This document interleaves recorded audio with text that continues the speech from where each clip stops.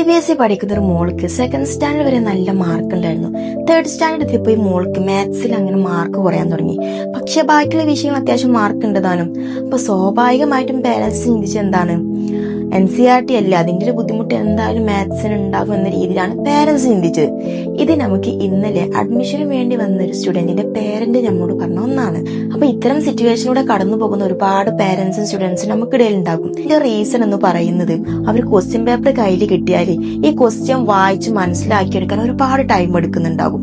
ഇനി ആൻസർ ചെയ്യുന്ന സ്ഥലത്താണെങ്കിലോ അവർക്ക് ഒരുപാട് ഡൗട്ട് അവരുടെ മൈൻഡിൽ ഉള്ളത് കൊണ്ട് ആ ഒരു ആൻസറിനെ കംപ്ലീറ്റ് ചെയ്യാതെ നിൽക്കും. പിന്നെ ഒരുപാട് സ്റ്റുഡൻസിന്റെ ഉള്ള ഒന്നാണ്, അറിയാവുന്ന ഉത്തരമായിരിക്കും പക്ഷെ അശ്രദ്ധ കൊണ്ട് അത് തെറ്റിപ്പോകും. അപ്പൊ കൂട്ടുന്ന സ്ഥലത്ത് കുറക്കുക, കുറക്കുന്ന സ്ഥലത്ത് കൂട്ടുക, ഈ രീതിയിൽ അവരെന്ത് ചെയ്യും, മനഃപൂർവ്വം തെറ്റിക്കാറുണ്ട്. ഈ ഒരു പ്രോബ്ലത്തിന് സൊല്യൂഷൻ എന്ന് പറയുന്നത്, അവർക്ക് ചാപ്റ്റേഴ്സ് റിവിഷൻ ചെയ്യുന്നതിന് പകരം ഒരുപാട് ക്വസ്റ്റ്യൻസ് എന്ത് ചെയ്യുക, അവർക്ക് റിപ്പീറ്റ് ചെയ്യാൻ കൊടുക്കുക എന്നുള്ളതാണ്.